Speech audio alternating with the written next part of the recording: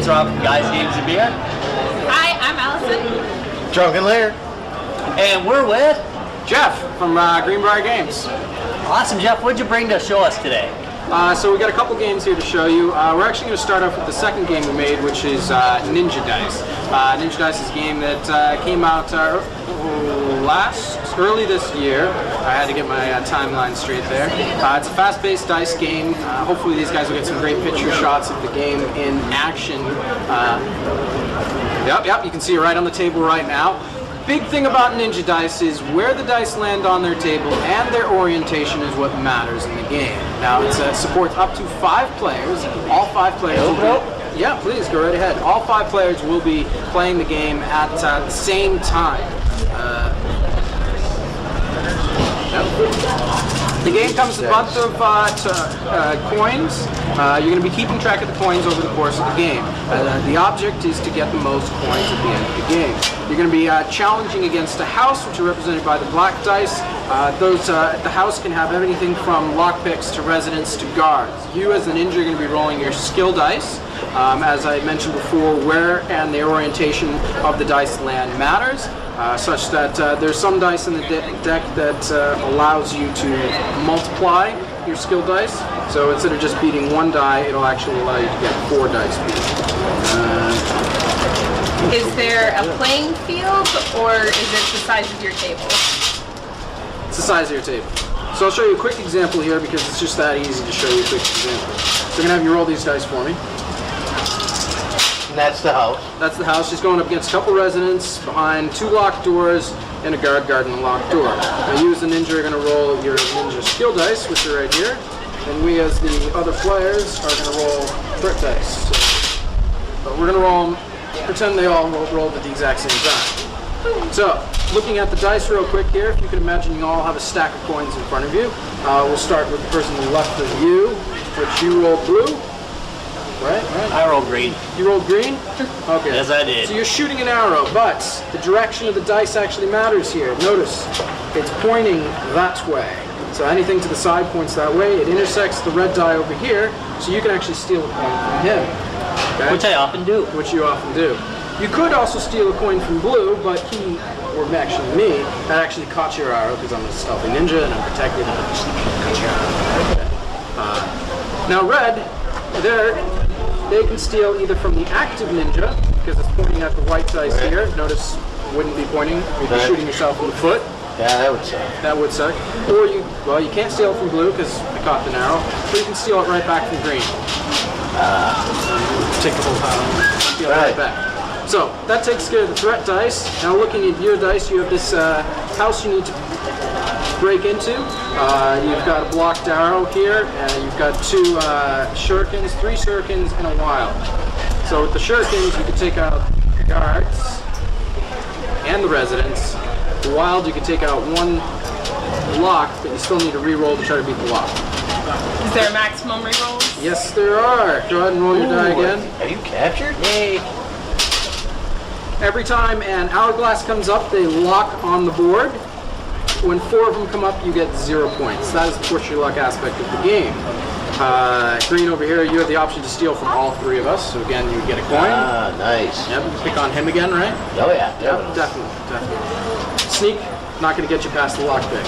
And is there like a booklet that defines all of these? Yes, yep, there's a nice little rule book in there. However, the dice on the table are all fluid, they're in motion, so you could say that this wild is now blocked.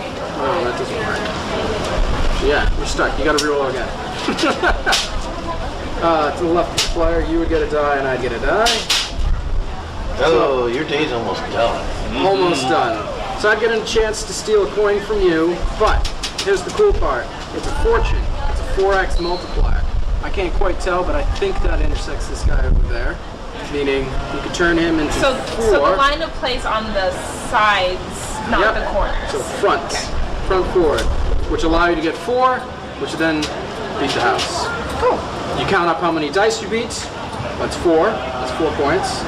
Round 1, 5 points. And then you ask the question, were you a good ninja today? me as a shitty ninja. It takes me a while to get there. That's the wrong answer. Wrong I'm answer. the best ninja. Best Yeah. killed the residents and killed the guards, so you do not get that extra bonus point, which is the good ninja bonus point. Yes, the game has a good. So that's Ninja Dice in a nutshell. That's almost the whole game. It does play up to 3 rounds. Each time is a new round. You add a new die to make it a little bit more difficult. Does the role of the ninja pass around? Yes. So in round 1, he gets roll, I'd roll, you'd roll. That would be round 1. Round Comes 2. in this delightful case. Yes, it does. They come can with double. both I sides. just thought of this. Could be like an ornament on a Christmas tree. Yes, that's a good idea. Just I got to right put that out to a challenge this year to see how many pictures we can get back with Ninja Dice. That's right. Yes, yeah. The 4 Decorate your copies, 5 tree. copies, you know, for the Ninja Dice tree. To the point you can't see the tree. Behind the ninjas. It's not terribly expensive, so you can decorate your tree within reason. Within reason, that's right. So, let's go with the Kickstarter that last year. It became available.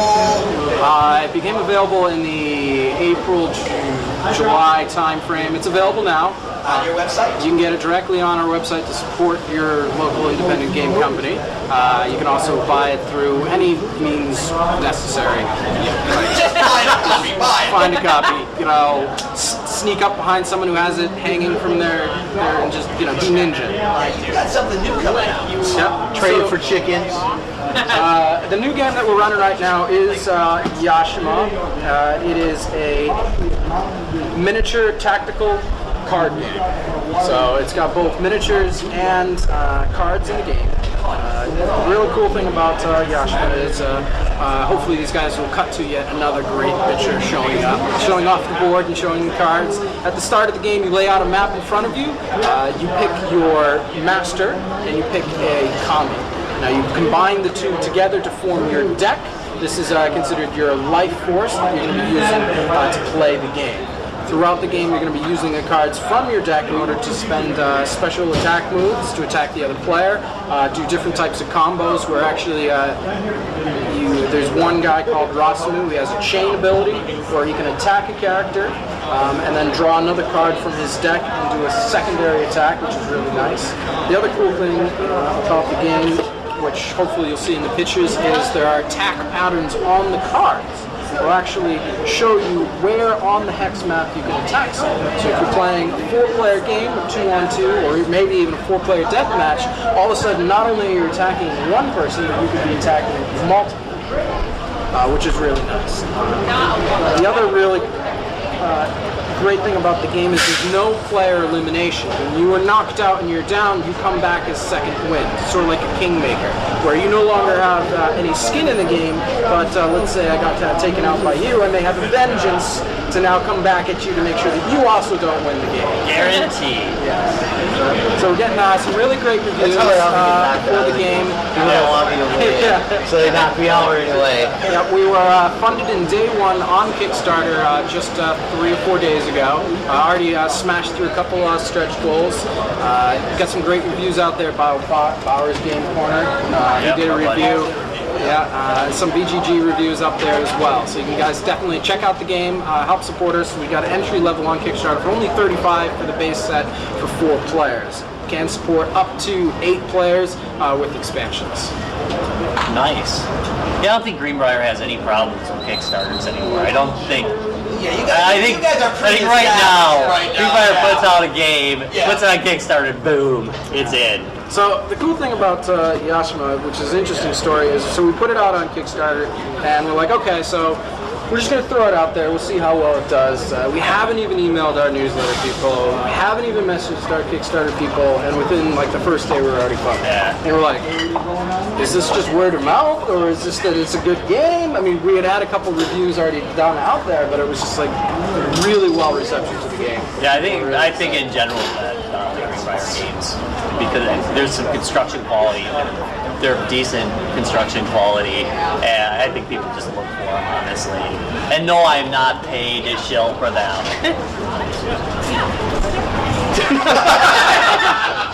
Well, thank you. That means a lot because I'm the guy behind all the production of the game. I'm the one who painstakingly makes sure that the manufacturer comes back and they are delivering us the quality they say they're going to deliver. Unlike Guys, Games, and Beer. Yeah, we don't have any quality issues. No. Quality We'd have to have standards to have quality issues. Right. We do not have standards. That's true. Never been a problem for us. Why does it say print and play hex tiles on the Okay, cover yeah. here? So the cool thing about Yashima, there's a 2-player print and play that you can get on our website or on BGG. You can download, print it, cut it yourself, and play it. Pretty soon So the I'm gonna- two-player version.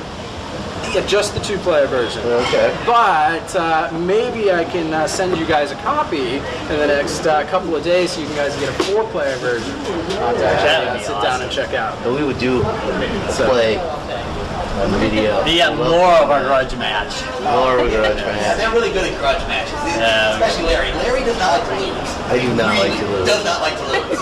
When he loses a game, he will play you again and again. The good thing is here, he can come back with a vengeance and make sure that everyone else... Right, so I can just like screw with people. You put me out of the game, you're done.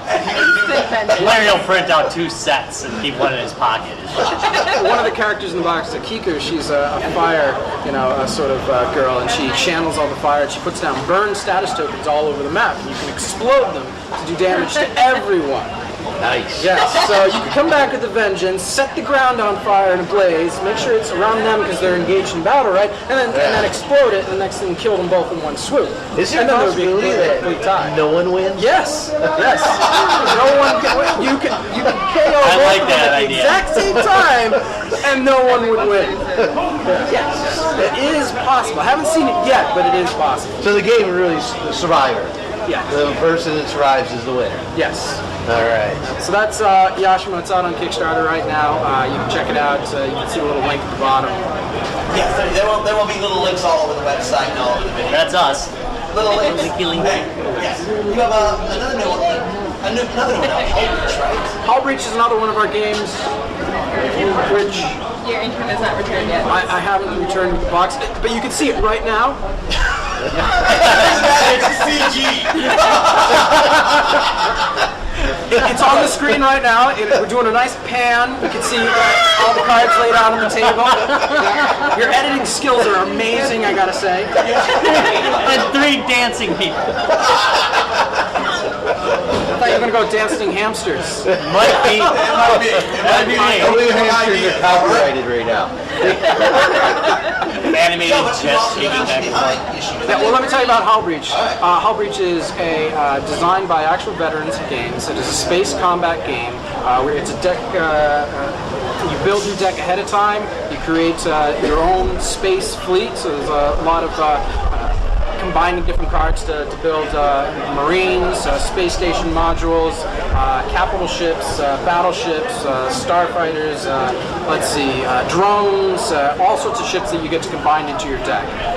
Your station builds economy, which is what you use to pay to bring the cards to the table. Next thing you know, you got this nice fleet in front of you. You send it across the galaxy, the table, to the other player to duke it out with them. It is a combined game between cards and dice. So it does have that chaotic nature of war, throwing the dice on the table to try to destroy the other player. So Hull Breach has been out for us now for a couple months. It's selling really well. It's got good reception. Hopefully I can get a game over to you guys to also try that one out as well. All right. Yep. Otherwise, our first game that we started with was Zpocalypse. It was built from the ground up. What started our company. It was one that I helped design. One of the games that we did bring here is... Last year, one of our G2B guys bought it. Bought everything too, all the expansions, everything. And it's a 17-hour ride home, and he had the whole time. He did it. Yeah, Patrick did. Yeah. It was like gold. I tried to touch it, and he bit me. Did you get infected? Yeah. Patrick's not a clean boy. Like, I got my prize. That's awesome. Yeah, that was our first Kickstarter. We learned a lot of lessons. We learned how not to do custom content on Kickstarters. That burned us big time. When you How's have, that? Over 500 people got some sort of custom content. So they had their face on a card. So 500 packages had to be pre-sorted and figure out. Then they had to be put into a little envelope, and then they had to be matched with the product at the warehouse. Yes. So now whenever we do custom content, it's like, oh yeah, you're going to be in the game. Or in an expansion that we can just make thousands of copies of. Right. None of this, you get a personalized card. That was very difficult. But we gave away everything except the kitchen sink. I did joke at one point that I was going to make a miniature kitchen sink and include it in the box, but then I realized how much that was going to cost. And the joke. Yeah, that would have been a very expensive joke. Just probably not worth it. So everyone kept coming back for more and more expansions. We ran a second Kickstarter that had introduced the alpha and beta team. We came out with the hospital set with also hospital miniatures. You got a little zombie girl, a little zombie boy, zombie doctor. One of the expansions I do like to talk about, is my favorite, is the Zmergency expansion. In the Zmergency expansion, there's different scenarios. One of them is a get to the chopper. You got to make sure you say it that way. Everybody get to the chopper. So you start out in the hospital reception area on one tile, and as you step off the board, you draw an event card. Now the cool thing about the encounter cards is they have a story in them. It could be a story that says, hey, look, there are 2 zombies approaching this poor, helpless survivor in the corner, and they've got description of, blood hanging off them or something. You got to help out that survivor, and you literally would put down a survivor token and zombies on the board that you've just stepped onto. And you got to get to them in time to save them, to recruit them into your squad. So it's got a lot of flavor added to the game. And it's a different type of gameplay. It's a quick play instead of a full-blown scenario of scavenging and fortifying the base. So, you've had some success. So now, is this what you do full time, or is it?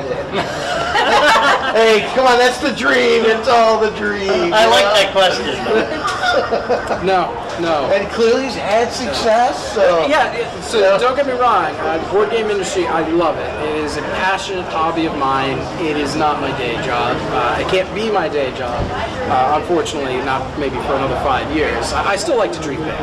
But board games, they have a small margin, so they don't make a lot of money. You really got to have a passion to make them, and I do. I love making games. I love going through the manufacturing process, and I especially love it when someone plays a game and gives a good review, and they say, "Look, I just love this game. I can't get it to my table enough."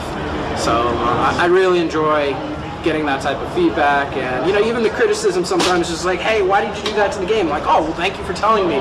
Now I know what to do to make it better next time. So, assuming it's a good idea. Assuming it's a good idea.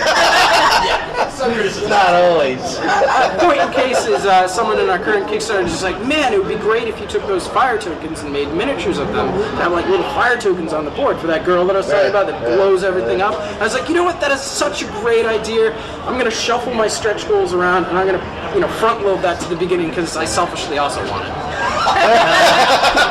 Okay, that's a really good reason to move on. Yeah, it's not so good. I want it. I want it too. A great idea. I'm gonna take it and run with it. It was so good that I really wanted to. So I'm gonna make it happen. So that's like one of our next stretch goals up on Kickstarter. What's a stretch goal? Stretch goal? Okay, so it takes a lot of money to make a game. A lot of money to make a game. You get to a certain point where you have enough money to make the game, and then everyone wants more. Because they always want more, right? So why do they want, what are you going to give them for coming to the show for more? Right. Well, give us more money and we'll give you something new. And that is what we call a stretch goal. So the game may cost $15,000 to make. An extra set of dice may cost an extra $2,000, $3,000, $4,000 plus the shipping, the artist, for the cards, etc., etc. So we tack on an extra $5,000 to $10,000. Some people do $20,000. I saw a Kickstarter recently that did $50,000 for a stretch goal, and you get 2 cards. Wow. Wow. It's better be amazing cards. That's what my friend told me. I was like, what? Covered in gold and diamonds. They better be like foil covered in gold and something special cards. But we try to do reasonable stretch goals to try to get you the most content for your dollar. Does that answer your question? Yeah. Wow.